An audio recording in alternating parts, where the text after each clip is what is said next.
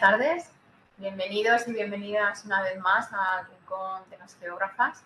Hoy vamos a realizar la última entrevista dentro del ciclo del programa de este curso académico 2023-2024 y bueno, va a ser nuestra entrevista más alejada geográficamente y esperamos que os guste. Nuestra invitada es Silvana Noelia Moragues. Os voy a leer un poquito de su currículum, un resumen que tenemos en la página web del Rincón de las Geógrafas. Ella es doctora en Ciencias de la Tierra e investigadora en el Consejo Nacional de Investigaciones Científicas y Tecnológicas, que se conoce con las siglas de CONICET en Argentina. Sus líneas de investigación son en geografía física, relacionadas sobre todo con el riesgo, los desastres naturales. Es especialista en estudio y evaluación de procesos geodinámicos en laderas de ambientes paraglaciares a través de análisis de datos geoespaciales, procesamiento basados en técnicas de asesoramiento remoto, utiliza también técnicas de GIS, de sistemas de información geográfica. Además, es docente universitaria, adjunta de las cátedras de cartografía matemática, análisis y gestión de los riesgos a desastres, diplomatura en gestión integral del riesgo de desastres, ambiente y salud humana, y también es miembro del comité académico de la diplomatura de posgrado, reducción de riesgo de desastres, políticas públicas y resiliencia del Departamento de Geografía de la Facultad de Filosofía y Letras de Uncuyo, Argentina. Bueno, pues bienvenida, Silvana, es un placer tenerte aquí. Tener a Silvana hoy entre nosotras, es gracias a la estancia de un profesor también de geografía de esa universidad, el profesor Franco Bianco, que cuando estuvo aquí en la Universidad de Alicante le pregunté qué geógrafa me recomendaba y bueno, pues directamente me dio los datos de Silvana y te agradecemos un montón que hayas aceptado a esta entrevista. Bueno, Ascensión, muchísimas gracias Ana. Si quieren, para empezar y cuando empiece a hablar, voy a compartir pantalla.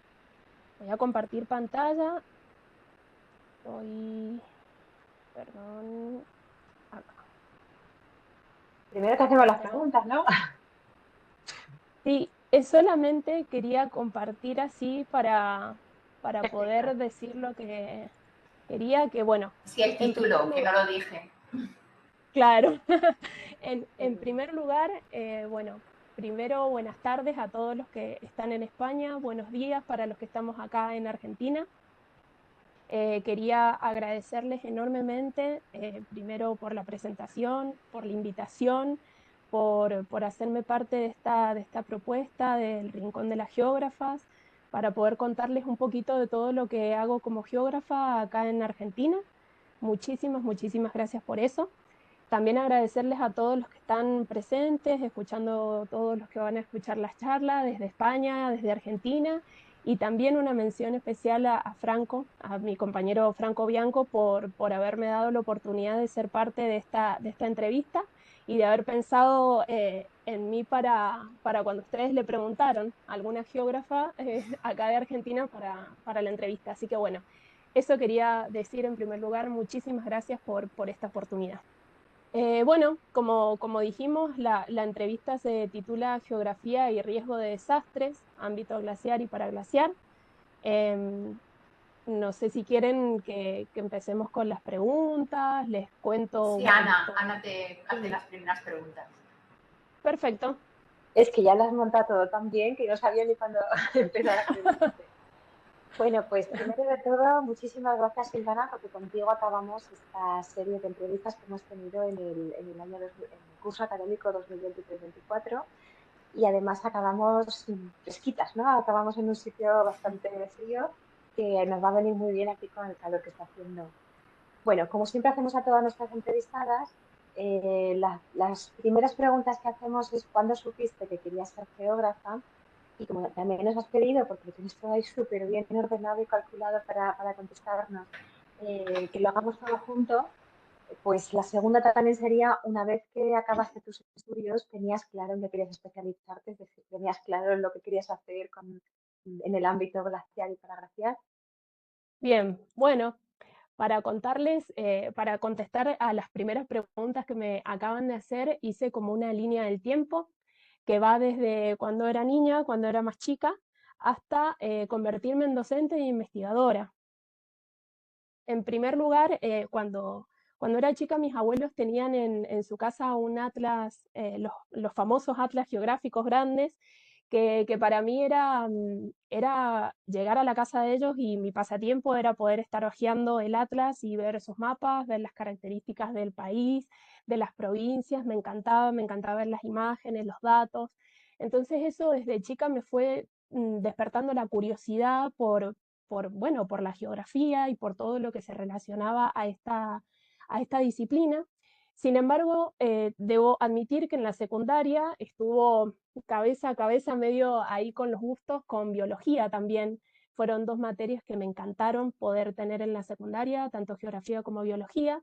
Y unos meses antes de terminar la secundaria, opté por hacerme un test vocacional, que acá en Argentina es muy común para los chicos que estaban o que estábamos bastante indecisos en saber qué es lo que queríamos estudiar o a qué nos queríamos dedicar por el resto o gran parte de nuestros años de adultez.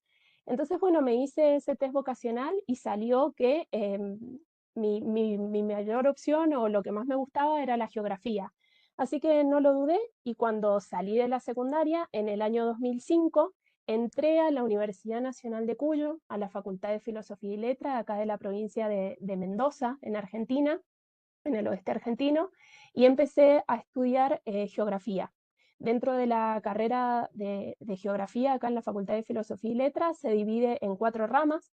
Tenés la licenciatura en geografía, el profesorado en geografía, el geógrafo profesional y el técnico en geotecnologías. Yo opté por estudiar la carrera del geógrafo, de las 4.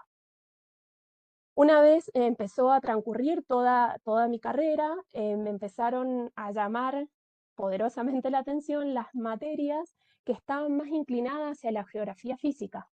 Entonces acá, donde yo te contesto tu segunda pregunta, que vos me dijiste si tenía claro en qué quería especializarme.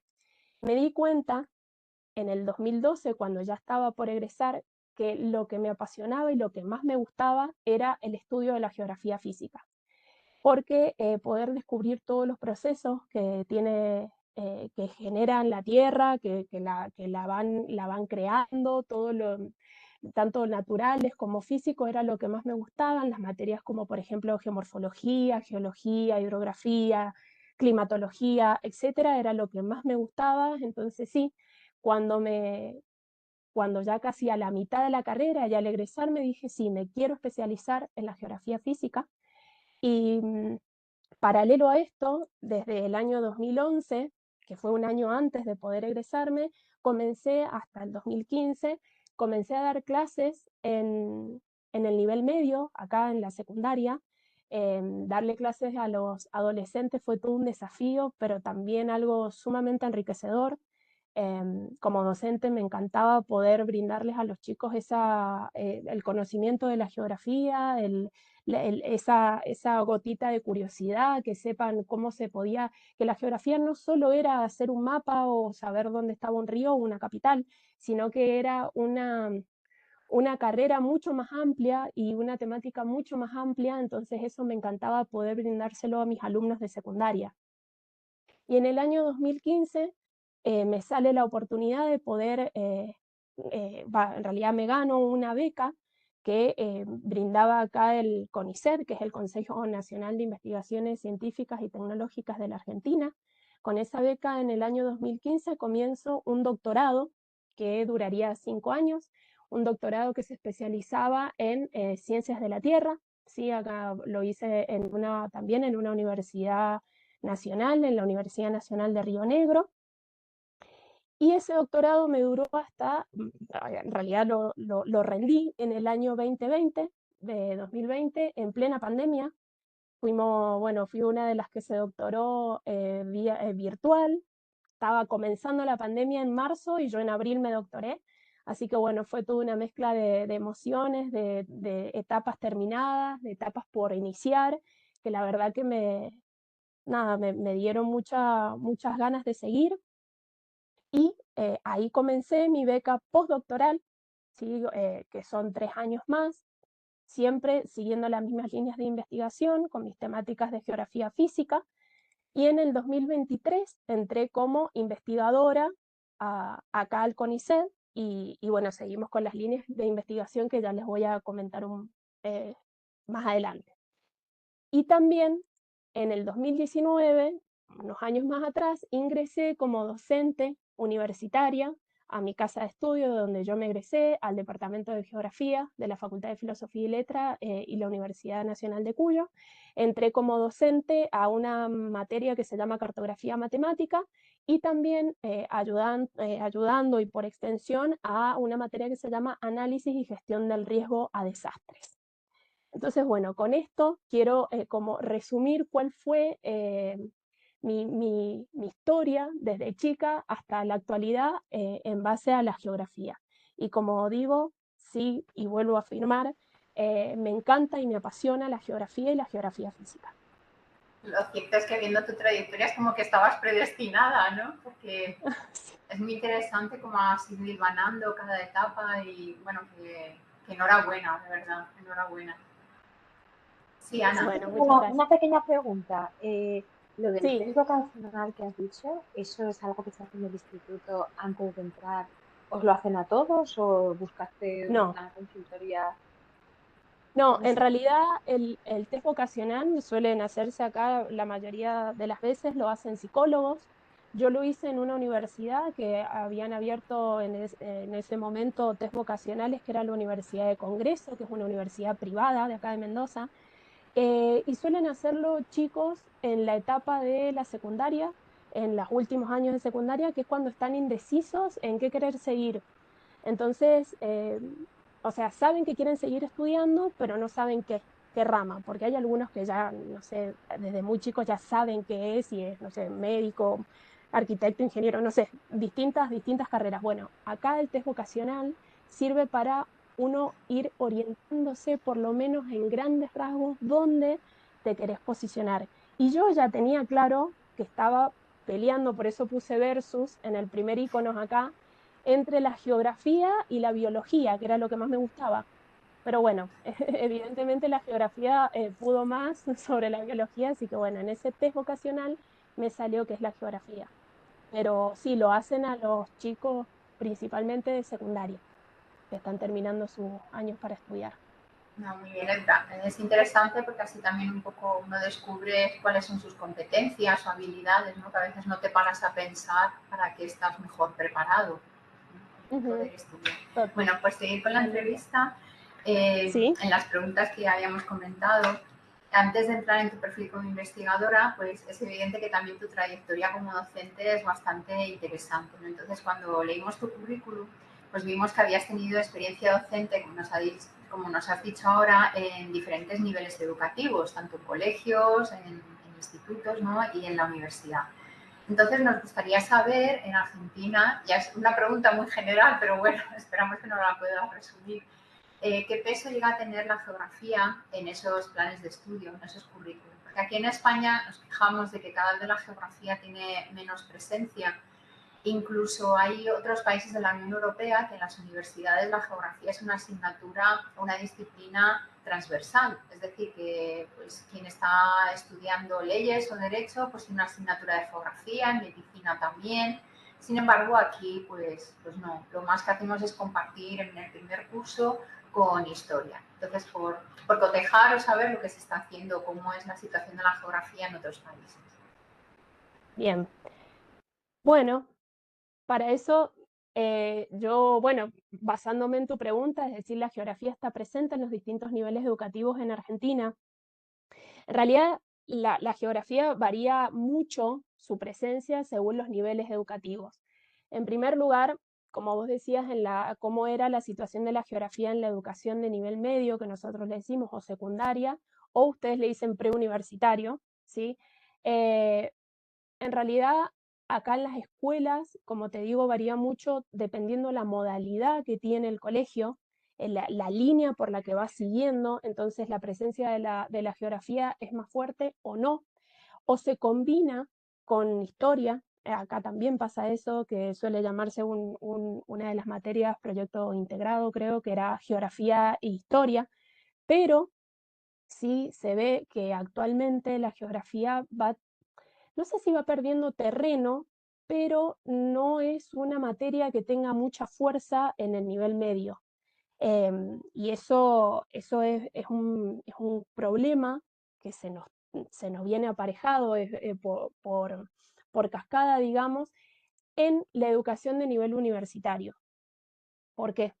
Porque en el nivel universitario, si bien la geografía como carrera existe en varias universidades en Argentina, estamos teniendo un problema que es la marcada pérdida de alumnos ingresantes a la carrera. Eso es lo que mayormente experimentamos acá en Mendoza, en nuestra Facultad de Filosofía y Letras, y es porque por ahí los chicos no optan por hacer una carrera larga de grado de 5 años, y acá hay mucha presencia de terciarios.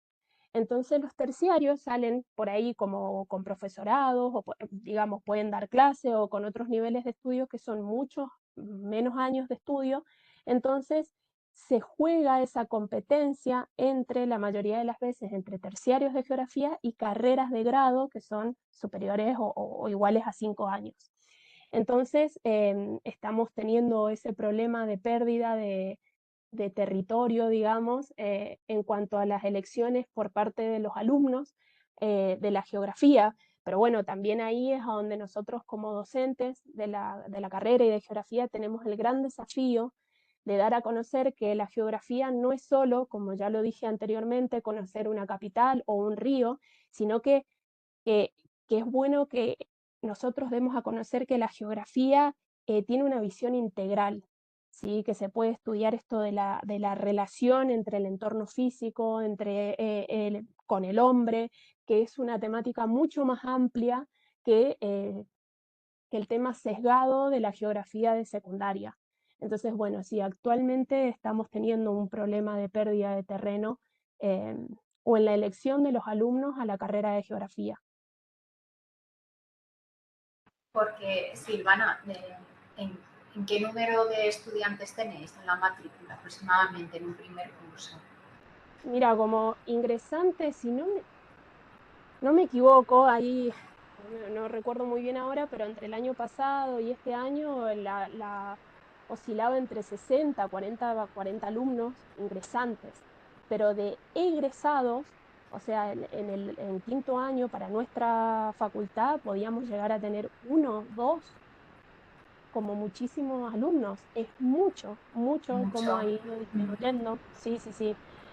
Si bien, bueno, siempre en el cambio de planes de estudio y todo se trata de actualizar la carrera, de ponerle condimentos, digamos así, que los atraigan mucho más, como por ejemplo el uso de los sistemas de información geográficas, nuevas técnicas, más salidas de campo, bueno, todo lo que nosotros hacemos como geógrafos. Sin embargo, sigue siendo muy baja el ingreso de alumnos, pero bueno, nosotros como docentes tenemos, como dije, el desafío y las ganas de poder trabajar para que esa cantidad de alumnos sea mayor todos los años. Silvana, no he entendido. Has dicho que en la carrera larga de 5 años de geografía empiezan 60, pero que acaban solo uno o dos. Sí, Me escuchaste bien. sorprende eso, ¿no? Claro, es que Sí, digo, aquí algo yo me he perdido. Entonces, ¿qué pasa? ¿Hay un trasvase a esta que has dicho de los terciarios que son más sí, cortos? ¿La gente se bueno, lo deja? ¿Qué es lo que pasa? hay como varias variables o situaciones en las que se pueden dar. Sí hay muchos que se cambian, como yo decía, a terciarios, que pueden salir dando clase o pueden salir a ejercer la carrera, digamos, con mucho tiempo, mucho menos tiempo de estudio, pero también estamos teniendo como un problema de cantidad de años de estudio de los alumnos. O sea, como que dura mucho tiempo en la carrera. Cabe aclarar que acá es una universidad pública. Si nosotros no pagamos por estudiar, accedemos a la educación pública. Entonces, bueno, tenemos ese acompañamiento por parte de los profesores a los alumnos en que empiecen o que puedan rendir o que tengan esas ganas de rendir todos los años para que la carrera no les dure 5 años, perdón, para que la carrera no les dure 8 años, sino que les dure 5 o 4 y medio, que es lo que son los cuatrimestres que dura la carrera. Entonces, bueno, la verdad que ahí estamos es todo un desafío para todos los docentes de geografía. Aquí el desafío también existe, porque lo que pasa es que no hay tanta diferencia. Entran muchos menos alumnos que en vuestro caso, a lo mejor 25, 30. Estoy refiriéndome a Alicante, nuestra Universidad de Alicante. Y sí, yo luego, también a la Cuyo. Sí, luego como egresados, pues a lo mejor, no sé, la mitad aproximadamente. Hay algunos que sí. Aquí las carreras duran desde que se aplicó el Plan Bolonia 4 años, no 5, pero luego sí que es interesante que se pueden hacer un máster, que los másteres suelen ser un año más. Y aunque es pública, no es gratuita al 100%, sí que está subvencionado un porcentaje muy elevado de lo que es realmente el costo de una matrícula de grado o de máster, pero hay que pagar. Pero sí, bueno, no. Igual que vosotros, pues estamos intentando atraer cada vez más alumnos, igual motivarles con cambios de planes de estudio, o sea que estamos utilizando las mismas herramientas. Bueno, sí, pues, todo un desafío. Sí. Bueno, la siguiente pregunta ya sí que está relacionada con tu campo de investigación, en el que hemos visto también al observar o al leer tu currículum, que estaba centrado fundamentalmente en análisis de procesos geodinámicos en ámbito glaciar y paraglaciar con el uso de herramientas SIG, de sistemas de información geográfica. En temas de movimientos de ladera, retroceso de glaciares y vinculado al cambio climático, evidentemente. Bueno, para nosotras pues es un ámbito, claro, muy atractivo. Supongo que para quien luego esté escuchando de aquí de España o luego ya sabéis que la entrevista se sube al rincón de las geógrafas, pues son ámbitos muy, muy atractivos, ¿no? Por lo lejanos y por lo que es ese tipo de paisajes, ¿no? También abordamos los temas de riesgo, pero claro, en ámbitos semiáridos, ¿no? Que tienen mucho que ver o relacionados con incendios forestales, inundaciones, etcétera. Bueno, nos surge una primera pregunta, ¿no?, relacionada con este tema, y es con el incremento de la temperatura global y qué consecuencias puede tener esto en el descenso del volumen de los glaciares, ¿no? Vimos que tu ámbito de estudio es sobre todo el sur de Argentina, la Patagonia Argentina, el glaciar de Perito Moreno, que sí que es suena más al público en general. Pero bueno, ¿qué técnicas estás aplicando en estos proyectos? ¿Qué resultados, conclusiones serían las más destacadas? Bien, bueno, para empezar a responder esta pregunta, en primer lugar quiero aclarar que si bien trabajo en Patagonia Austral, que es un ambiente glaciar, que estamos rodeados de glaciares, yo me especializo en el ámbito paraglaciar. Y ustedes se preguntarán, ¿qué es el ámbito paraglaciar? Para esto yo les he preparado brevemente el conocimiento de conceptos para poder entender cuáles son los resultados, las conclusiones y las técnicas que utilizamos en nuestras investigaciones. Entonces, para esto voy a comenzar con una pregunta, y esta pregunta dice, ¿qué pasa en las laderas cuando se retiran los glaciares? Esto lo voy a contestar en el contexto de Patagonia Austral y principalmente en el Parque Nacional Los Glaciares, que es al sur de nuestra Argentina. Bueno, en esta foto pueden ver que les represento parte del ámbito donde nosotros trabajamos. Esta es la Laguna Torre, el Cerro Firroy, en el Chaltén, al sur de la Argentina. Bien, para eso vamos a empezar rápidamente a qué hacemos referencia con la dinámica glaciar y sus impactos en el paisaje. Yo acá les puse un mapa donde pueden ver cuáles son las áreas a donde se emplazan estas grandes masas de hielo que son los glaciares. Y dentro de donde se emplazan estos glaciares es donde vamos a poder encontrar la presencia de estos procesos paraglaciares que son en los que yo estudio. Para eso, muy simple, yo lo que les he puesto acá es un gráfico de un glaciar, y podemos decir que la retracción generalizada de estos glaciares deposita acumulaciones de sedimento y de distintos materiales que son transportados y depositados por el hielo en movimiento. Este material depositado y trasladado se denomina morenas glaciares. Perdón, que se me... vuelvo para atrás. Ahí. Morenas glaciares, ¿sí? En este grafiquito muy simple se puede ver que hay tres tipos, muy general, de morenas, donde tenemos las morenas laterales, que van a ser las que se depositan a los laterales o a los lados de la lengua glaciaria, la morena central o la morena mediana, que se denomina que es la que va siguiendo el flujo del hielo, y la morena terminal, que es el material depositado en el frente de la lengua del hielo. Entonces, estas morenas terminales y laterales, como yo les puse acá una fotito a cada una, este es un ejemplo de una morena lateral en la Laguna Torre, y este es un ejemplo de una morena terminal que está represando este lago proglaciar, son las que van a estar sometidas a estos procesos paraglaciares en este ámbito glaciar, ¿sí? Para poder ser un poquito más clara, para comprender estas fuerzas glaciares y sus impactos en el paisaje, les dejo estos dos grafiquitos donde se puede ver que la retracción, el adelgazamiento o la desaparición de los cuerpos de hielo de los glaciares van a generar procesos sobre la superficie terrestre y van a traer aportes de sedimento, van a generar distintos accidentes geográficos y van a condicionar el paisaje con procesos de glaciación y deglaciación. Entonces esto va a llevar a procesos que van a modificar las tensiones de las laderas y van a influenciar en su estabilidad. Es decir, que van a ser procesos, los procesos paraglaciares, procesos no glaciares, pero que están condicionados directamente por la glaciación, ¿sí?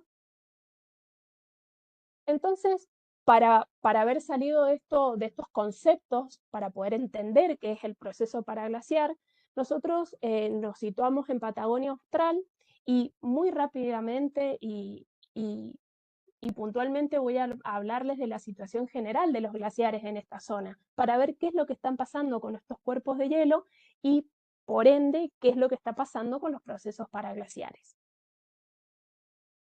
El comportamiento de los glaciares en Patagonia Austral tienen una fuerte retracción, ¿sí? Estos cuerpos de hielo tienen una fuerte retracción, principalmente se deben al cambio climático, que lo que van a hacer, van a dejar laderas expuestas a estos procesos paraglaciares. En este gráfico, que lo nombro muy rápido, es de un autor que se llama Minowa y que determina cómo ha ido cambiando la masa de hielo de los distintos glaciares en la zona del campo de hielo sur, ¿sí? Que es donde nosotros vamos a trabajar, que es Patagonia Austral, y a donde se situó, localiza nuestro Parque Nacional Los Glaciares. Entonces vemos que todos los glaciares están teniendo un cambio en su masa, todos están teniendo un fuerte retroceso, a excepción del glaciar Pío 11 que se encuentra del lado chileno, porque cabe aclarar que este campo de hielo sur, si esta gran masa de hielo, nosotros la compartimos con Chile, ¿sí? Entonces es una gran masa de hielo que está dividida para Argentina y para Chile. Bien, entonces con este comportamiento general de los glaciares en la zona, acá yo les quería mostrar ejemplos puntuales que nosotros tenemos del lado argentino. Este es el glaciar Uppsala, donde se puede ver esta figura de 1930 al año 2016, cómo esta retracción se ve reflejada en esta imagen. También el glaciar Viedma, este es para el 2008, es vieja, pero bueno, es una buena representación donde toda esta masa de hielo ya se ha retraído y se ha retirado de la zona. Acá les puse este GIF para que vean cómo va retrocediendo las lenguas del glaciar Viedma. En este caso, entre el 1985 y 2021, ha retraído aproximadamente 3 kilómetros. Bueno, acá también este es el glaciar Viedma, donde se puede ver desde marzo del 2016 a octubre del 2017, es decir, casi un año y medio, donde la lengua del glaciar se ha ido considerablemente, se ha retraído. Y por último, el glaciar Perito Moreno, que es, como ustedes dijeron, uno de los más conocidos o uno de los que más se habla a nivel mundial. Esto es una foto del 18 y otra actual del año 2023. Es uno de los glaciares que hasta hace un tiempo atrás se consideraba que estaba estable, que no estaba teniendo esa retracción tan marcada como los glaciares que anteriormente nombré, como el Uppsala y el Viedma, pero actualmente sí está teniendo y está sufriendo esta pérdida de hielo. Solo esto se los pongo a modo de ejemplo y de qué es lo que está pasando con los glaciares en esta zona. Entonces eso nos lleva a nosotros a poder hablar y a darle el puntapié de qué es lo que pasa con nuestros procesos paraglaciares dentro del Parque Nacional Los Glaciares, ¿sí? Este parque alberga aproximadamente 2.600 kilómetros cuadrados de esta gran masa de hielo que es el Campo de Hielo Patagónico Sur, y abarca 12 cuerpos de hielos principales, entre ellos destacando el glaciar Viedma, el glaciar Uppsala y el Perito Moreno, que entre los tres representan más del 70% de la cubierta glaciar. Acá en este mapa quise ponerle, bueno, esto que está todo en blanco obviamente es hielo, que es el Campo de Hielo Patagónico Sur, y en línea amarilla es el límite que abarca el Parque Nacional Los Glaciares. Dentro de este Parque Nacional Los Glaciares, nosotros tenemos nuestras investigaciones con los procesos de paraglaciar en dos zonas principalmente. En primer lugar, la zona norte del parque, que tenemos como localidad principal el Chaltén, no sé, por ahí capaz que les suena, porque es la capital del trekking acá en Argentina, entonces es un área que viene mucho turismo, que ya lo vamos a hablar un poquito más adelante. Esta zona norte tiene glaciares que se desprenden del campo de hielo sur, pero son glaciares mucho más pequeños que estos grandes glaciares como yo nombré, como el Viedma, el Uppsala y el Perito Moreno. Y en este área se pudieron detectar en un inventario 22 eventos de inestabilidad sobre las laderas de estos valles transversales que se localizan desde el oeste hacia el este, ¿sí? De esta área. Acá. Bien. El inventario fueron 22 eventos de inestabilidad. Otra de las zonas que nosotros tenemos como objetivo para nuestros estudios es el brazo norte del lago argentino. El lago argentino es como tanto el lago Viedma como el lago argentino son lagos muy extensos, lagos glaciares muy grandes, y nuestra otra área de estudio es el brazo norte del área, del lago argentino, perdón, y principalmente el canal Uppsala, que es este que se ve aquí. Entonces, todas las investigaciones, los resultados y las técnicas que les voy a contar que nosotros hemos ido implementando se han hecho en estas dos zonas del Parque Nacional Los Glaciares. Acá les dejo como para que más o menos tengan una idea de lo que son los paisajes con los que nosotros nos encontramos dentro del Parque Nacional Los Glaciares. La verdad que es un paraíso para la vista y para poder estudiar ahí, poder ir a las salidas de campo. Todo es atractivo, la verdad que es muy lindo y es súper motivador para hacer nuestras investigaciones en este área. Así que les dejo ahí como un collage para que más o menos conozcan con fotos reales en los lugares en los que nosotros ejercemos nuestras investigaciones. Bueno, Silvana, una cosa, entonces, perdona. sí, ¿Has sí. hecho salidas de campo con el alumnado? Porque nos dijiste que estáis muy lejos, desde Cuyo hasta el Parque Nacional. ¿Os lleváis al alumnado hasta abajo, hasta el sur? No, no, no. Ah, No, no, vale. no, no, no, no. Estas investigaciones yo las estoy haciendo en CONICET. Una cosa es la docencia que hago universitaria, que es donde, bueno, estoy en relación con mis alumnos, que sí les muestro, o en muchas de las tareas que hacemos o de las actividades les muestro dónde trabajo, pero esto en fotos y todo, pero a los chicos de la universidad no se llevan a estas zonas porque estas investigaciones las hago desde CONICET como investigadora. Entonces no tenemos el acceso de poder llevar a los chicos a esta, por desgracia, por desgracia, porque la verdad que es muy lindo para que ellos pudieran ejercer la geografía en estos paisajes. Así que no. Estamos, para que tengan una idea con lo que me acabas de decir, estamos a más de 3.500 kilómetros aproximadamente desde Mendoza, que es donde nosotros estamos, hasta el Parque Nacional Los Glaciares, la zona del Chaltén y la zona del lago argentino. Así que estamos bastante lejos. Hacemos campaña por año, o una o dos como mucho por año para hacer nuestras investigaciones. Así que, bueno, siguiendo con esto, bien, lo que quería empezar a contarles cuáles son los resultados y las técnicas que ustedes me hicieron en la pregunta.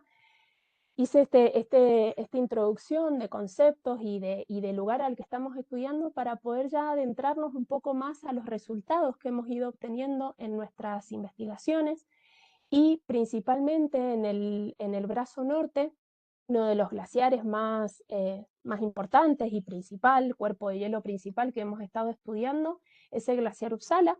¿Sí? Acá tienen una foto. Esta zona es el glaciar Uppsala y este es el glaciar Bertacci, que es uno de los glaciares tributarios que sale del cuerpo principal, que ya lo vamos a ver, del glaciar Uppsala. Entonces, ¿cómo estudiamos nosotros el comportamiento de estos glaciares? En primer lugar, tomamos una de las tantas variables que existe para poder ver el comportamiento de los glaciares, que fue las velocidades superficiales. Estas velocidades superficiales se estudiaron a través de datos de entradas como imágenes satelitales y modelos digitales de elevación. Se hizo un preprocesamiento de todos esos datos de ingreso. No voy a entrar a explicar las técnicas ni nada, porque es muy complejo, pero bueno, para más o menos tener una idea, pudimos implementar la técnica de correlación cruzada, que es básicamente entre una imagen y la otra poder buscar algún rango, algún rasgo del glaciar y poder hacer un seguimiento entre las distintas imágenes y ver cómo se va moviendo. Con eso descubrimos que las velocidades superficiales para el año 2013 y 2014 se consideraban en valores entre 0,22 y 2,93 metros por día para el año 2013, es decir, que se mueve esa cantidad de metros por día, y para el 2014 oscilaban entre 0,12 y 5,8 metros por día. Esa era la velocidad que nos registró los glaciares, el cuerpo principal que es el Uppsala y los glaciares tributarios. Otra de las variables que tomamos también para ver y conocer el comportamiento de este glaciar es la retracción frontal. Se hizo a través de imágenes donde se vio desde aproximadamente 1914 hasta el 2019 cómo la posición del frente iba cambiando de este gran cuerpo de hielo y se hizo una relación entre estas dos variables, entre la velocidad superficial y la retracción frontal. Y se descubrieron dos episodios claves donde se podía ver que aumentaba la velocidad y había un mayor retroceso del glaciar. Esto se vio en dos episodios. En primer lugar, en el periodo 1993-2002, donde se registraron velocidades entre 4,4 metros por día y 4,7 metros por día, con una tasa de retroceso cercana a los 90 metros anuales. Es decir, que coincidía para estos años el aumento del retroceso y el aumento de la velocidad del hielo. Y luego encontramos otro episodio para el periodo 2009 y 2010, que sí es mucho más notorio y mucho más abrupto, donde se reportan velocidades máximas de 9,3 y 10 metros por día, que es el máximo histórico que ha registrado hasta la actualidad el glaciar Uppsala, y coinciden con una tasa de retroceso muy abrupta de aproximadamente 1.000 metros anuales. Acá actualizamos es el mismo gráfico, pero por una publicación estaba hasta el 2019 y pudimos ver que para el año 2023 el glaciar retrocedió aproximadamente 1,5 kilómetros y el glaciar Bertacci, ¿sí? Que era uno de los tributarios que hasta el 2020 estaba unido al cuerpo principal del glaciar Uppsala, comienza a ser independiente, ¿sí? Se retrae tanto el cuerpo principal del Uppsala que el Bertacci queda independiente y deja de ser tributario. Bueno, con esta información general del comportamiento de los glaciares, nos adentramos ya así a los procesos paraglaciares, que son en lo que nosotros nos especializamos y en nuestros estudios. Y esto es la inestabilidad de laderas. ¿Qué podemos ver? Ustedes me preguntaban cuáles eran las técnicas o cuáles eran los datos que nosotros utilizábamos para estos estudios. Se los resumo acá para el monitoreo de las laderas. Principalmente nosotros utilizamos datos de sensoramiento remoto. En el caso nuestro usamos imágenes satelitales ópticas. También se puede utilizar imágenes radar, pero utilizamos ópticas nosotros, que son del sensor Landsat, Sentinel, Spot, Aster, etc. Modelos digitales de elevación, combinaciones de banda de todas estas imágenes, las complementamos y la validamos con salidas de campo, investigaciones antecedentes, cartografía ya existente y algunos instrumental in situ, como son algunas cámaras de monitoreo y de seguimiento de las laderas. A estos datos se le complementan, por supuesto, las técnicas de fotointerpretación principalmente, de batimetría de lagos, que es para poder detectar la profundidad de los lagos, técnicas estadísticas bivariadas y multivariadas, modelos de frecuencia relativa, procesos de jerarquía analítica, etc. No voy a entrar en esa cantidad de técnicas porque, bueno, es como muy largo, pero todo esto fue implementado para poder generar cartografía, que es nuestro resultado, nuestra herramienta para poder tomar decisiones acerca de los procesos paraglaciares. Dentro de la cartografía pudimos generar cambios en la detección temporal de las laderas, detectar la geomorfología, tanto glaciar como paraglaciar, mapas de susceptibilidad de deslizamientos y caracterización y reconstrucción de algún evento específico que ya vamos a ver un poquito más adelante. Y como resultados a esa cartografía les muestro rápidamente cuáles son algunos. En cuanto a la detección de cambios temporales en las laderas, podemos detectar que este sitio acá es la ladera Uppsala, donde ha presentado mucha inestabilidad, es decir, mucho movimiento de material luego de este retroceso del sostén del hielo del Uppsala, y coinciden los años de retirada del frente glaciar con los distintos años en este movimiento de material. Nosotros implementamos acá una correlación de Pearson, que tampoco me voy a poner a explicarlo mucho, pero sí detectamos dos eventos o dos episodios principales. Primero, la combinación entre los años 2005 y 2011 es cuando la ladera comienza a tener mayor pérdida de material, es decir, comienza a estar mucho más inestable, y coincide con los años en los que el glaciar comienza a retroceder y empieza a perder ese sostén. Entonces se puede ver que esta correlación es bastante débil o llega a ser negativa en algunos casos, y con la distribución de esos puntos.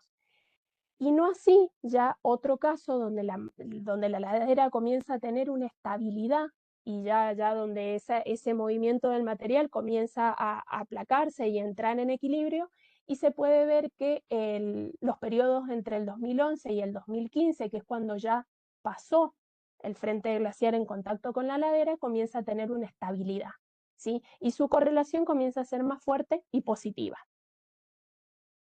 Luego la geomorfología.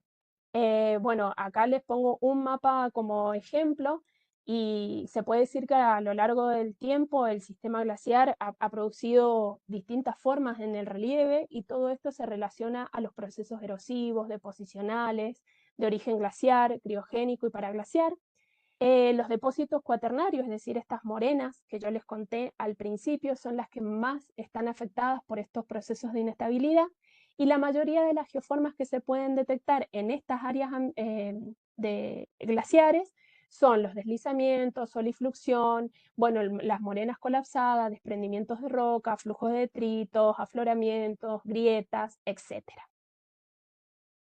Y por último, los mapas de susceptibilidad de deslizamiento, donde tengo los mapas de las dos áreas, y a grandes rasgos lo que podemos decir es que las áreas con mayor grado de susceptibilidad coinciden con la ubicación de las geoformas de inestabilidad, que son los que están representados en puntitos azules, son los eventos de inestabilidad, y también con las laderas recientemente abandonadas por los glaciares. Bien, estos son los resultados y las técnicas que nosotros hemos ido obteniendo a lo largo de todos estos años en la zona. Y les quería contar este caso de estudio, perdón, ya termino con Tranquila, esta tranquila. pregunta. Me pareció súper importante contarles que hay dos casos de estudio, uno en cada una de las áreas, tanto en el Canal Uppsala como en el Chaltén, con algunos eventos puntuales de deslizamiento.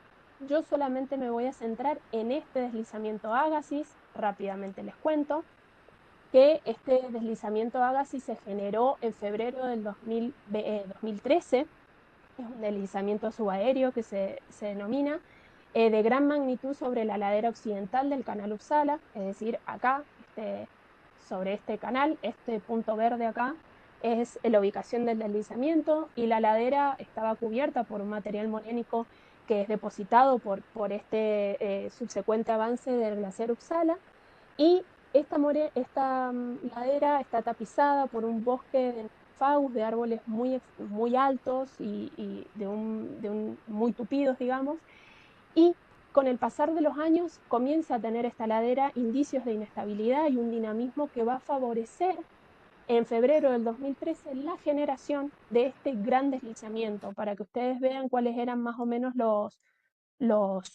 las dimensiones, porque es muy grande.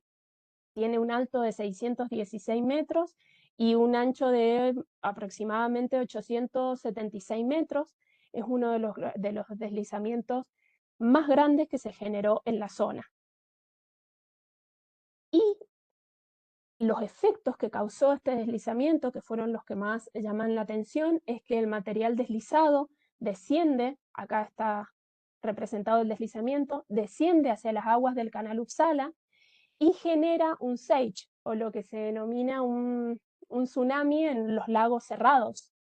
Entonces generó desplazó un enorme volumen de agua, causando muchos destrozos en distintos sitios. Yo acá les muestro rápidamente cuáles fueron algunas de las consecuencias de ese sage, que montó témpanos en las laderas, materiales destructivos en la zona de Bahía Onelli, que es una bahía que está aproximadamente a 20 kilómetros hacia el sur desde donde se generó el deslizamiento. Afectó un restaurante, que es un restaurante turístico, destruyó el muelle que tenían para poder descender los barcos turistas, con los turistas. Bueno, acá como están todos los materiales de construcción que estaban en la bahía. Bueno, fue uno de los tantos problemas que generó este deslizamiento. La verdad que fue muy grande y muy extenso, así que, bueno, nada, quería mostrarles como ejemplo claro y muy rápido las consecuencias de este deslizamiento. Muchas gracias, Silvana, porque así también nos hacemos una idea de la magnitud, ¿no? De los procesos Claro, que se pueden desencadenar, porque cuando nosotros hablamos de deslizamientos, claro, comparado con esto es prácticamente nada lo que sucede aquí, pero es bastante interesante. Te quería comentar que no sé si es cierta la hipótesis que ya me he montado en mi cabeza de si esa velocidad superficial que se incrementa está vinculado, imagino, con el incremento de temperatura y un mayor deshielo, ¿o no? O sea, sí, la veis, sí. Sí, ¿no? Con el cambio Evidentemente. climático, ¿no? Claro. Entonces esos Sí. periodos son periodos en los que se da un incremento. Sí, yo como dije, no soy especialista en glaciología, yo como trabajo en el ámbito glaciar pude hacer estos estudios, hay personas que se dedican a esto, pero sí, principalmente este comportamiento o esta aceleración que está teniendo en velocidades o en retracción los glaciares son producto que eso lo tenemos un poquitito más adelante de este calentamiento global que tenemos. Vale, muchas gracias. Bueno, pues nos has estado explicando tu ámbito para glaciar, ¿no? De estudios de movimiento de laderas en estos ámbitos, de las técnicas que utilizáis. ¿Tú has observado en los años que llevas como investigadora una evolución en las técnicas? No, tampoco son muchos años, pero bueno, si has observado de lo que has leído hace unos años a lo que se está haciendo ahora. Sí, para eso tenía, no, se fue ahí, los procesos. Bueno, esto más o menos es lo que habíamos estado hablando de este aumento del cambio climático, perdón, la aceleración del deshielo y el incremento de procesos paraglaciares, en este caso deslizamientos. Y esto les había hecho como un grafiquito síntesis de ese proceso que veníamos hablando más extenso. Y en cuanto a las técnicas, como vos me decís, sí, el monitoreo de los deslizamientos ha ido evolucionando significativamente, tanto en términos metodológicos como instrumentales. Actualmente una de las cosas metodológicas es la nueva aparición de modelos de predicción y de simulación, que son modelos numéricos y toda actualización de los sistemas de información geográfico, que se pueden modelar la ocurrencia ya sea de pasado o de futuro de algún evento de inestabilidad. En cuanto al análisis de datos, también ha habido una actualización, como por ejemplo la inteligencia artificial o el machine learning, que es otra de las técnicas que se utilizan para poder modelar los deslizamientos. Evaluaciones de riesgo multicriterio, porque antes por ahí se podía hacer una evaluación de un riesgo único, ¿sí? O de una amenaza única. Ahora está muy en auge y es muy bueno esto de evaluación de multiamenazas, de multicriterio, teniendo en cuenta todo el ambiente y todas las amenazas a las que está sometido un sitio determinado. En cuanto a la evolución instrumental, en sensoramiento remoto tenemos el LIDAR y el radar de apertura sintética, que son las imágenes radar. Sí, eso también ha habido una evolución en esas técnicas, en la utilización de esas imágenes. En instrumentación in situ, como son inclinómetros, extensómetros, piezómetros, son instrumentos, son herramientas que se ponen sobre las laderas y se pueden sacar muy buenos datos. Monitoreo en tiempo real, usando estaciones meteorológicas automáticas o redes de sensoramiento inalámbrico a distancia. Eso también está muy bueno y muy avanzado.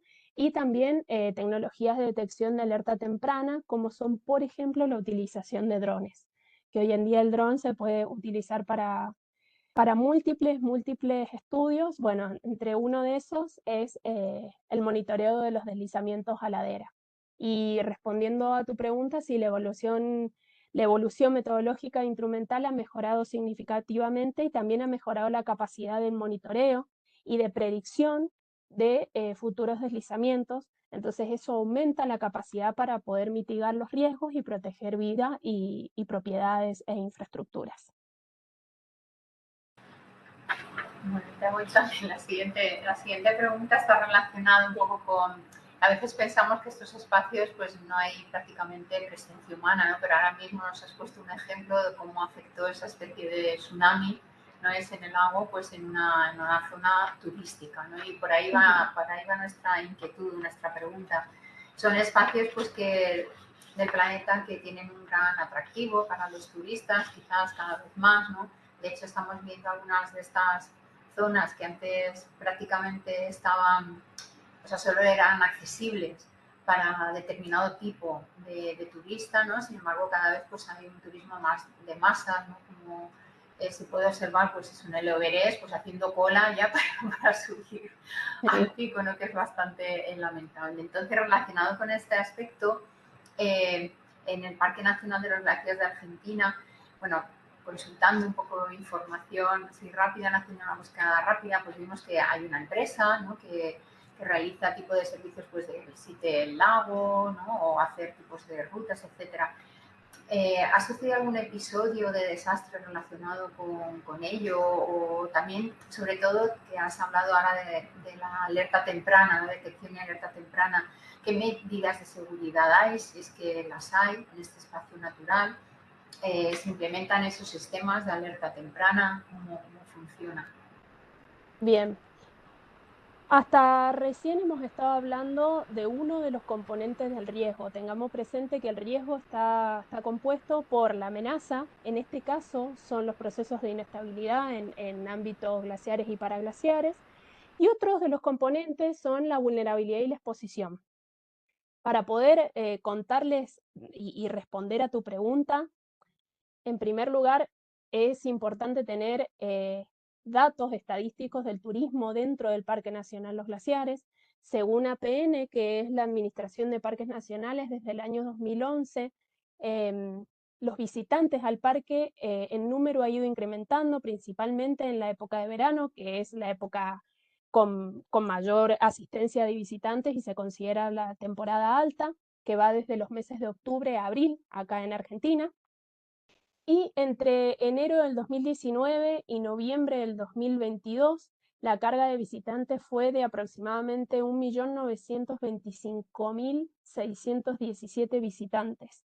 Entre ellos se contabilizaban extranjeros, mucho, vienen muchas personas de afuera, nacionales, provinciales y, por supuesto, locales. Yo acá les muestro un gráfico con las estadísticas que van desde enero del 2019 hasta diciembre del 2022, y hay puntualmente un caso que es para destacar, que es esta falta de datos o este vacío de visitantes, y esto es por la pandemia del COVID-19, ¿sí?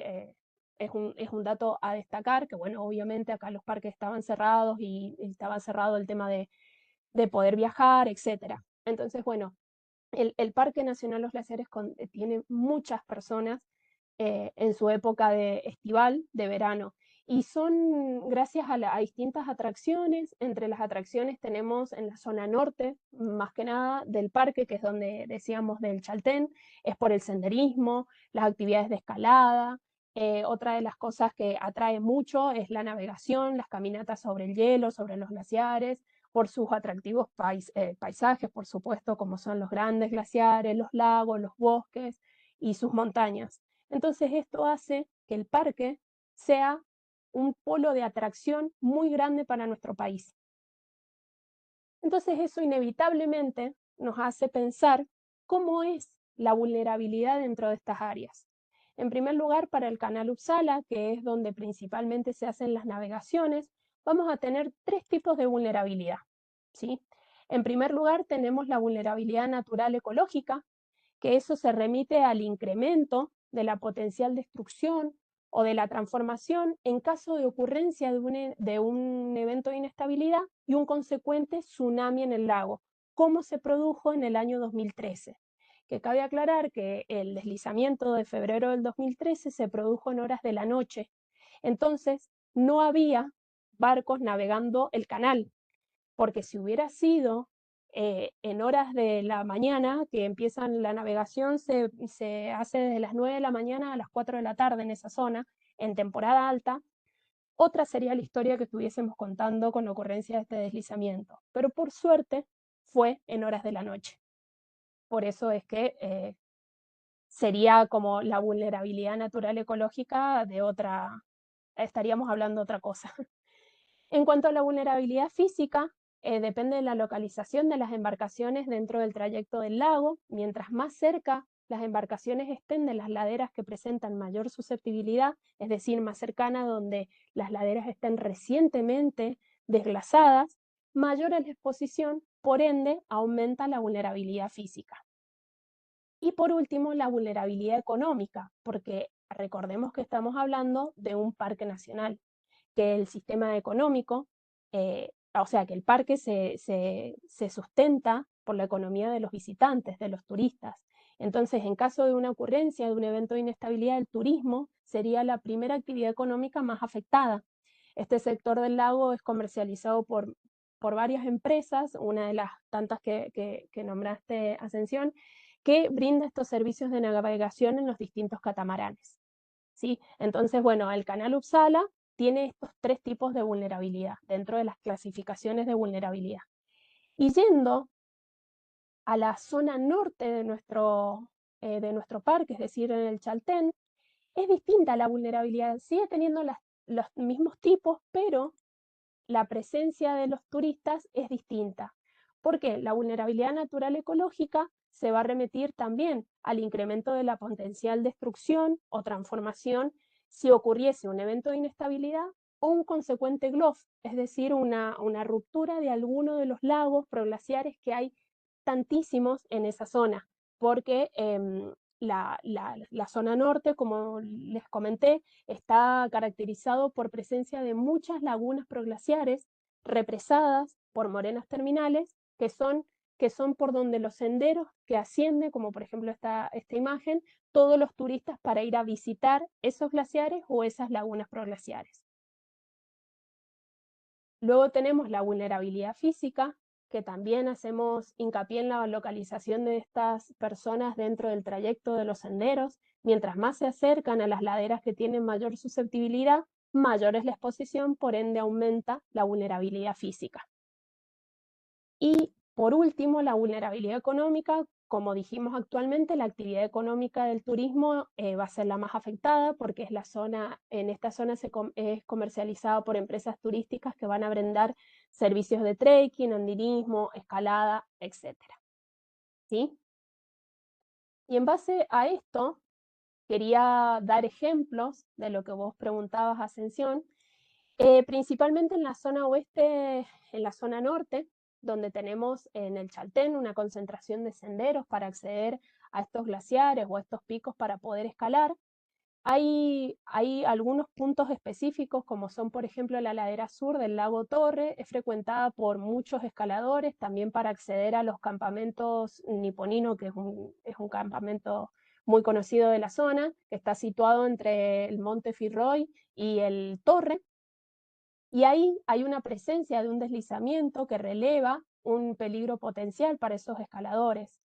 Los glaciares y esta combinación de diferentes factores hacen que se generen distintos tipos de remoción en masa o de eventos de inestabilidad. Entre ellos son avalanchas de nieve y de roca en las cumbres de las montañas. Y eso ha traído como consecuencia pérdida de turistas o de escaladores que han ido a la zona y se han generado en enero o en febrero principalmente, que son acá los meses con mayores temperaturas, donde se generan estas avalanchas y fallecen.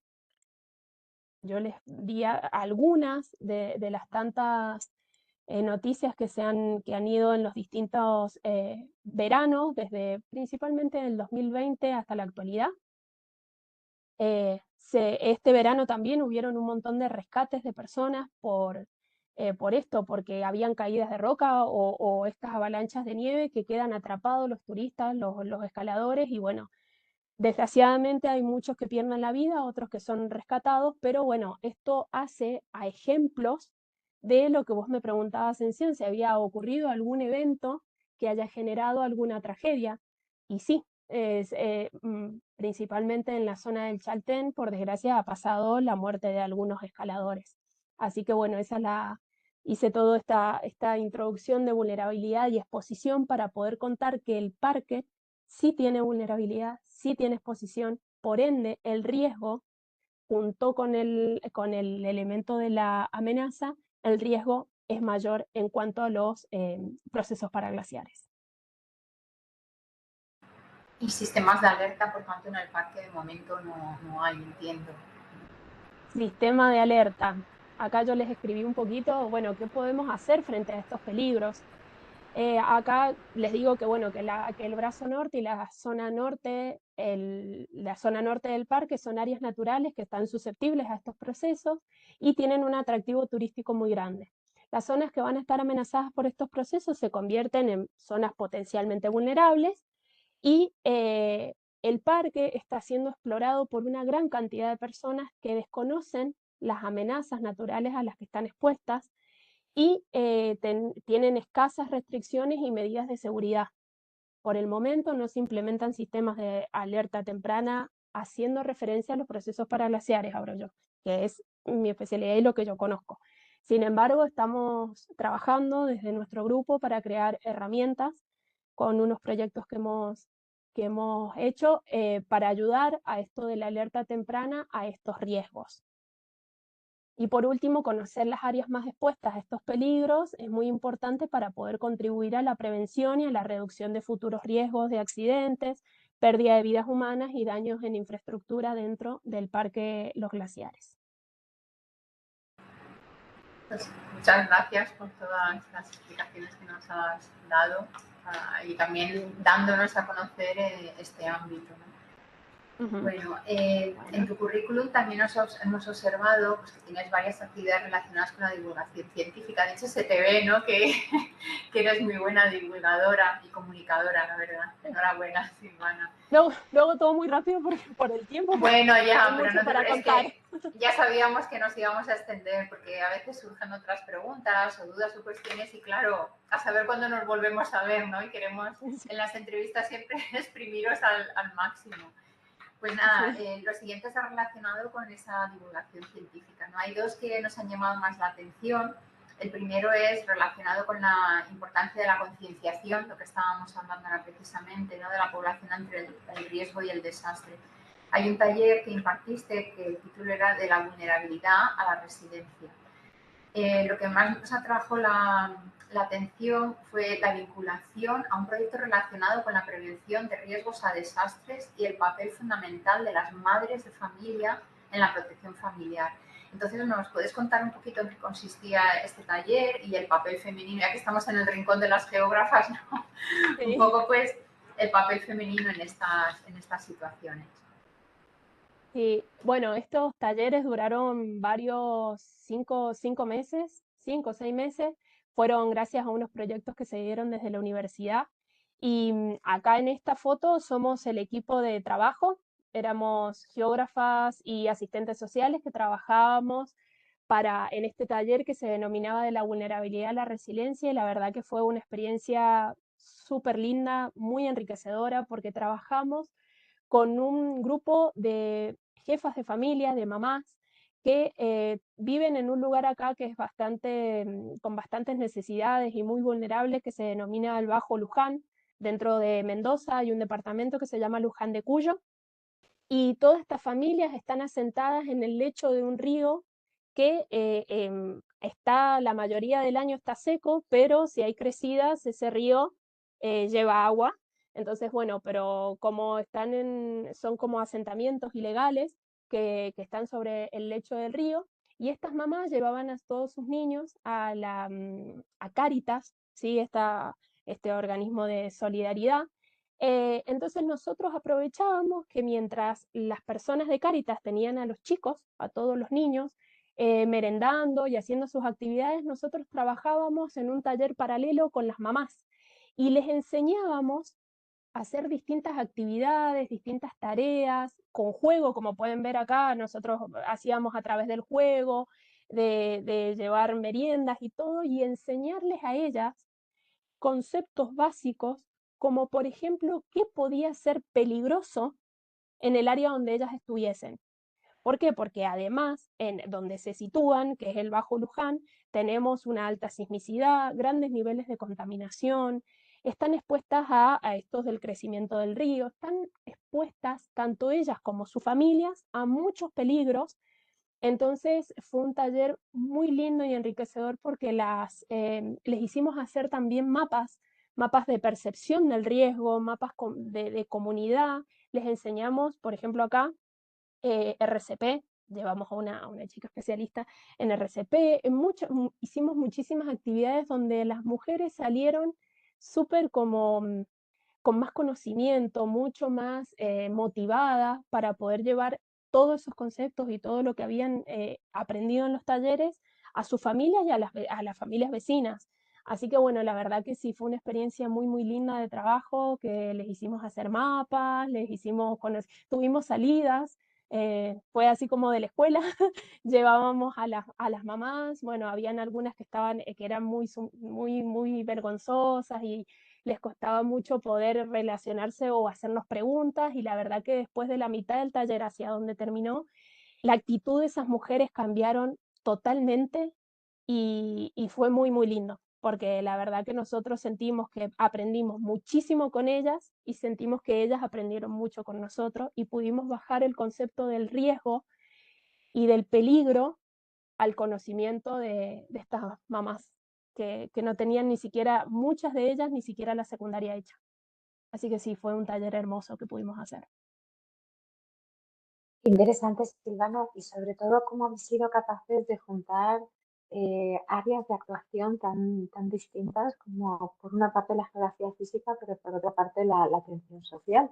O sea que es muy interesante. Por eso Yo también te trabajábamos que... con asistentes sociales. Ujú, Éramos un equipo interdisciplinario, muy lindo. claro. Pues yo también te quería dar las gracias por toda la presentación que has hecho. De hecho, yo creo que no voy a ir nunca a Patagonia porque está muy lejos y precisamente porque ahora vamos a seguir hablando también del cambio climático. Y me han encantado las fotos y me ha parecido que, vamos, que tienes una suerte increíble de poder trabajar en esos espacios. Y bueno, yo no trabajo con estos temas, como Astel sabe, ella ha hecho las preguntas más técnicas, pero sí que me ha gustado que has hablado mucho de turismo como una de las actividades económicas que mantienen toda esa zona, ¿no? Y quería preguntarte si realmente hay un tipo de turismo que sería ese, en inglés se llama el Climate Change Bucket List Destination, ¿no? Como los destinos del mundo que están en esa lista de últimos deseos antes de que el cambio climático las cambie para siempre o desaparezcan los recursos, ¿no? Si eso está relacionado con los glaciares en Argentina y también pues sí que nos interesa tus reflexiones de, pues hoy hemos hablado del cambio climático, pero yo creo que es que está por todas partes, lo estamos oyendo, pero aún así eso es como que el mundo se está desmoronando, pero al mismo tiempo el turismo está creciendo y sigue creciendo. Y bueno, yo doy clases en turismo y precisamente hablamos de eso, ¿no? De cómo esperamos que siga creciendo el turismo internacional en el futuro. Entonces, pues lo vimos el otro día que sí que hay una lista y la Patagonia está dentro de esos espacios que van a que los recursos tal como los conocemos hoy van a desaparecer. Entonces sí que nos gustaría que nos hicieses un poco una reflexión de lo que tú estás viendo como científica de áreas glaciares y paraglaciares, como percibiendo también ese turismo que está llegando y que es el sostén económico de esa zona y qué va a pasar en el futuro. Ujú. Bueno, el turismo de última oportunidad relacionado a los glaciares de Argentina. Como decimos que nos referimos a esto de los viajes de personas que van a los lugares, a visitar lugares que son amenazados por el cambio climático y son amenazados por desaparecer o cambiar drásticamente. Entonces, ¿qué pasa? En Argentina nosotros tenemos un claro ejemplo que son los glaciares. Los glaciares son destinos que atraen este tipo de de turismo, debido a su belleza espectacular y su creciente vulnerabilidad frente al cambio climático. Y tenemos algunos ejemplos claves, como son, por ejemplo, las caminatas en el Perito Moreno, o son las navegaciones del canal Espegacín, del glaciar Espegacini, glaciar Uppsala, glaciar Viedma. Y si vamos a 5 o 6 años atrás, no mucho más, todo esto se daba por sentado que navegar los canales de esta zona, llegábamos a los frentes de los glaciares mucho más rápido y estábamos y los teníamos ahí nomás, o caminar sobre el Perito Moreno era como algo mucho más, no sé si fácil, pero sí mucho más accesible. Y bueno, con esto del cambio climático, todas estas actividades se han ido modificando. ¿Por qué? Porque los barcos ya no pueden meterse tanto, como han retrocedido tanto los frentes, por ejemplo, los barcos ya no es tan accesible poder ir y llevar a sus turistas a llegar y casi ver los paredones de hielo al lado, o de caminar en lugares del Perito Moreno que era mucho más fácil. Entonces todo eso ha ido cambiando con el cambio climático. Entonces estos lugares han tenido un aumento, como yo ya les había nombrado, del parque de turismo, y respondiendo a las implicancias para esta gestión de espacios naturales en Argentina, principalmente en esto de los glaciares, tenemos tres ejes principales que me parece que es importante mencionar. Por un lado, tenemos esto de la presión turística. Teniendo un aumento de visitantes, va a haber una igualdad de degradación de ese entorno natural, que en un principio, hace muchos años, era totalmente natural. Ahora se está viendo que con este aumento de visitantes tenemos un impacto en un aumento de infraestructuras, en un aumento de la necesidad de mejorar y de expandir esas infraestructuras, por ende va a traer efectos negativos en ese entorno natural, en esos ecosistemas. Eso hace la presión turística. Luego tenemos la conservación y la protección de estos parques, principalmente del Parque Nacional, donde es necesaria una regulación o un límite de cantidad de visitantes y de actividades que se van a generar en este entorno natural, y programas de educación ambiental, es decir, darles a conocer a los turistas e informarlos sobre la fragilidad de estos ecosistemas y que ellos generen un turismo responsable, que están yendo a lugares vulnerables, no, que, son unos, que somos unos privilegiados por estar viendo esos glaciares, o somos privilegiados por estar viendo ese entorno natural tan precioso que no sabemos dentro de cuántas décadas eso va a cambiar o se va a degradar. Y por último, tener un monitoreo o investigaciones abocadas a estas zonas, hacer un seguimiento de este impacto climático, un monitoreo continuo principalmente de los glaciares, de estos cuerpos de hielo, y un aumento, un incentivo, una motivación de mayores investigaciones científicas para poder buscar estrategias de adaptación o de mitigación a estos cambios o a esta degradación que está produciendo el cambio climático. Eso me parece que son como 3 ejes principales para el tema de gestión de esos espacios naturales en la Argentina.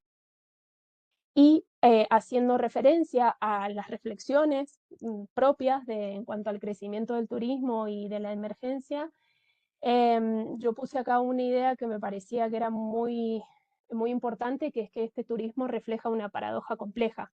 Mientras el mundo se enfrenta a cambios ambientales sin precedentes, el deseo de las personas por experimentar y conectar con la naturaleza en su estado actual está en aumento. Y esto no tiene límites.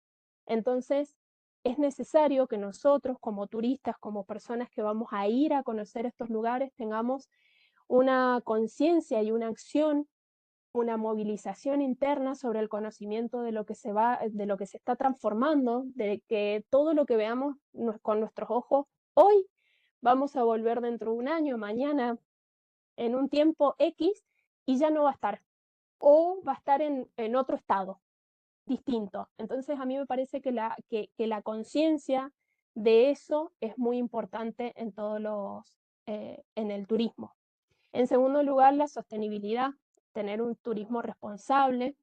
Si bien el beneficio económico de los parques es explotar, digamos, es poder tener rendimiento económico, es muy necesario eh, poder concientizar y tener un turismo responsable para las personas que van a ir a esos lugares. Y por último, bueno, esto de las paradojas y los dilemas éticos, que es un impacto inmediato versus el beneficio a largo plazo.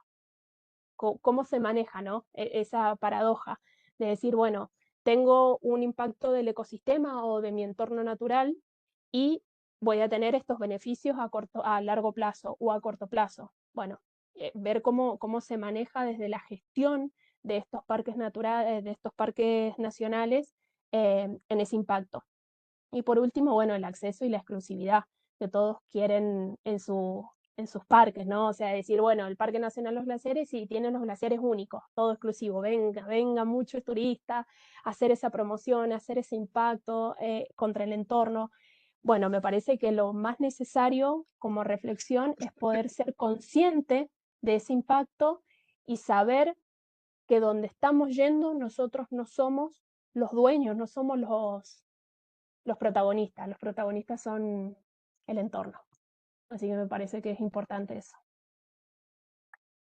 Muchas gracias. Es muy complicada esta respuesta porque también has dicho que la mayoría de las personas que van, de los visitantes son extranjeros. Entonces, por Sí, muy perfecto que tengas un plan de turismo sostenible dentro del parque o en las inmediaciones, hay gente que está viniendo de la otra parte del planeta y todos vienen en avión porque estáis lejos, o sea, estáis sí, lejos entonces es muy, muy complicado. Ay, perdón porque sí. me estoy ahogando. Perdón. Ay, sí, o sea, es mucho volumen de personas que ingresan al parque o a los distintos sitios, entonces, bueno, hay que tratar de que gestionen el parque de alguna manera que sea sostenible, tanto a plazo, mediano o largo plazo. O sea, hay que hacer líneas de acción que concienticen, yo creo, eso es lo principal. Y no solo con los turistas, sino que también con las personas que viven en ellos, ¿sí? O sea, con los residentes. Si bien tienen otro tipo de conciencia porque ellos viven y ellos están todo el tiempo en su entorno, también debería ser como no sé, que tengan otra conciencia del cuidado y la sostenibilidad del parque. Claro, pero aún así no va a haber un cambio de turismo internacional Mm, al nacional o local, sino mm, que no, es difícil. es muy complicado, es un recurso y es un destino conocido mundialmente. Sí, Entonces, sí, viene gente de todos lados, de es todos muy lados. difícil, ¿no? Y eso Es es muy difícil de problemático, querer. Mm. sí, problemático por las costumbres, por, no sé, por los valores, por, no sé, la ética que cada uno tiene de su lugar de origen y cómo la llevo, la traslada al lugar que va a ir a visitar. Entonces, bueno, eso es todo un desafío, creo. Claro, pero yo insisto, que la gente utilice las papeleras, que no se salga de los senderos, que no haga actos dentro del parque, mm, digamos que va a ayudar, pero para llegar allí han tenido que coger un avión desde Europa, Sí, desde Norteamérica, desde cualquier parte del planeta. Entonces es muy complicado. Pues, es un tema que podríamos estar aquí hablando y debatiendo muchísimo tiempo. muy largo. Pero la última Sí. pregunta antes de finalizar con las preguntas que hacemos siempre más distendidas para conocerte mejor, que aunque ya creo que nos conocemos muchísimo, ¿no? Nos gustaría que nos dijeras, sobre todo para el público más joven, para las personas más jóvenes, qué aporta la geografía al estudio de los riesgos de desastres a diferencia de otras ciencias. Ay, bueno, yo tenía, perdón, acá estaba lo que acabo de decir recién. Em, el aporte de la geografía al riesgo de desastre. Yo lo armé de manera gráfica porque me parecía que era como mucho más fácil. No me voy a poner a detallar cada uno porque estamos como muy jugados de tiempo, pero la geografía como ciencia al riesgo de desastre creo que, a diferencia de otras, aporta una perspectiva integral. Es decir, que toma muchas variables, las tiene en cuenta, las relaciona y luego saca los productos. Entonces, a mí me parece que el aporte de la geografía al riesgo de desastre es muy complejo, amplio y bueno, porque hace aparte un análisis espacial del lugar al que estamos estudiando, ve y estudia la relación o la interacción entre el hombre y el medio ambiente o el ambiente, utiliza tecnologías y herramientas geoespaciales, que hoy en día es muy necesario, el uso de los sistemas de información geográfica, de la teledetección, de modelados, de simulaciones, todo eso hace que integre datos y pueda ver esto de la perspectiva integral con distintas variables y no solamente desde un punto de vista, hace un análisis regional y contextualizado, eh, y además también puede estudiar casos puntuales, tiene una perspectiva holística y multidisciplinaria, esto de un enfoque integrador, de impactos sociales, económicos, del ambiente físico, del entorno urbano, dependiendo de dónde nos estamos situando. Bueno, entonces esta perspectiva holística y multidisciplinaria es muy importante. Y también, por último, hace un plan y una mitigación a estos riesgos, principalmente en las zonas urbanas o territoriales, donde van a haber distintos diseños de lugares donde se pueden generar zonas seguras o menos vulnerables a esto del riesgo. Y por último, tener una mitigación y una adaptación a estos cambios ambientales que se están produciendo durante los últimos años, producto principalmente en mi temática con el cambio climático. Así que bueno, me parece que no me iba a poner a hablar de cada uno, pero sí que el aporte de la geografía en esta perspectiva integral hacia el riesgo es muy importante, a diferencia, como digo, de otras disciplinas que por ahí tienen una, una visión un poco más en alguna línea específica, pero esto hace la geografía. Sí, son las ideas justo que les aportamos nosotros también a nuestros estudiantes, que algunos todavía no se lo acaban de creer hasta que llegan al último curso académico, al cuarto año aquí, y bueno, se dan cuenta de que sí, de que han acabado durante todos esos años teniendo esa visión pues, holística, ¿no? Y que también se dice, y bueno, y hay evidencias de que geógrafos y geógrafas somos buenos, ¿cómo se llama? Como directores de grupo, ¿no? Digo, en un grupo Sí, multidisciplinar, pues porque tenemos un conocimiento un poco de todo, aunque luego de siempre todo. nos acabemos especializando en algún campo, pero no dejamos de perder esa visión integradora. Bueno, Silvana, pasamos al final de al último. de la entrevista, que son las pequeñas preguntas que hacemos siempre a todas nuestras entrevistadas. Bueno, van a ser así un poco de preguntas cortas como que vamos a ir haciendo cada una de nosotras. Empiezo yo con dinos un personaje histórico. Yo elegí como personaje histórico al general José de San Martín.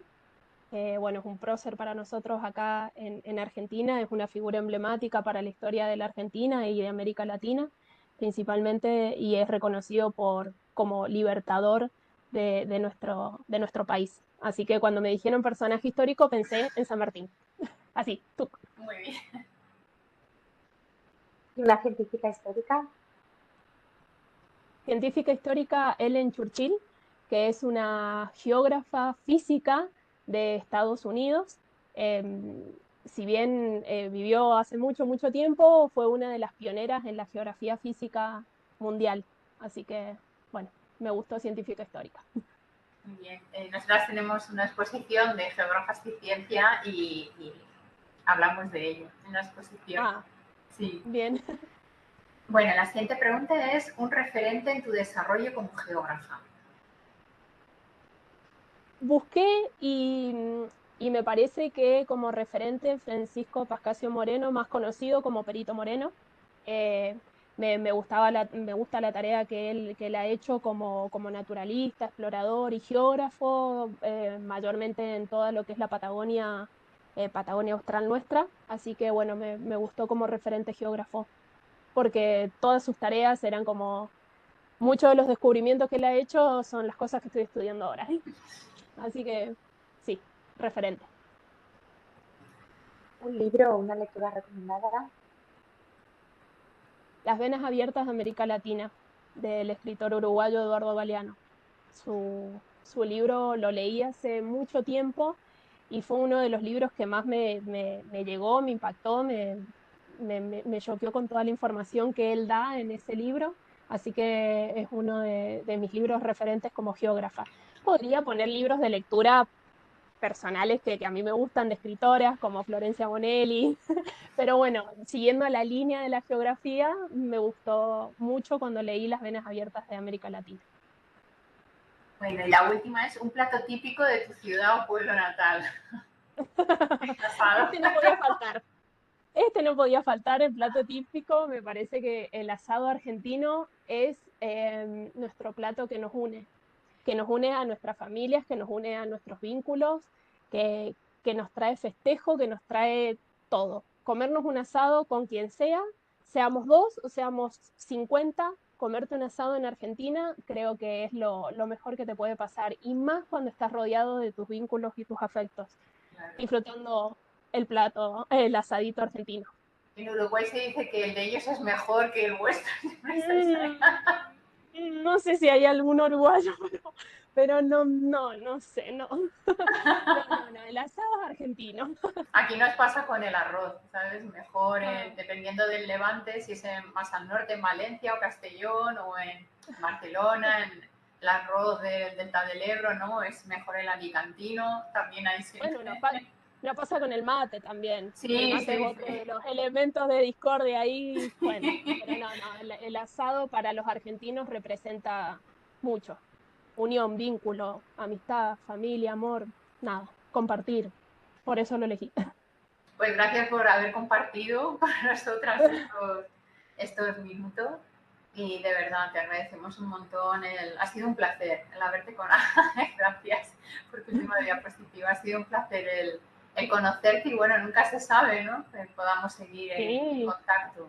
por supuesto, estoy a disposición y bueno, como dije al principio, agradezco muchísimo, primero por la oportunidad de que me dieron para conocer lo que hacemos de este lado del charco, las geógrafas y los geógrafos en general. Así que bueno, muchísimas gracias por haberme tenido en cuenta y también agradecer a las personas que no veo, pero si hay conectados o si están viendo o la van a ver a la entrevista también. Muchísimas gracias por estar presentes. Así que bueno, gracias. Pues yo también te digo las gracias porque ha sido muy bonito y sobre todo me ha encantado poder viajar contigo hasta esa zona que nunca he estado y no creo que esté, pero me ha parecido preciosa. Ahí hay algunos comentarios, ¿vale? De aplausos, Sí, manitas así. sí. Y me Muchas ha gracias, parecido ver Silvana, por aquí tu un chat presentación. de Mariana Correas. Muchas gracias, Silvana, por tu presentación. Pues nada, de Bueno, verdad, muchas Silvana, gracias. muchísimas gracias. Un abrazo enorme. Bueno, Hasta muchísimas luego. gracias. Chao, Hasta hasta luego, luego, chao. gracias. Adiós, Chao, gracias chao, por chao. venir. Chao.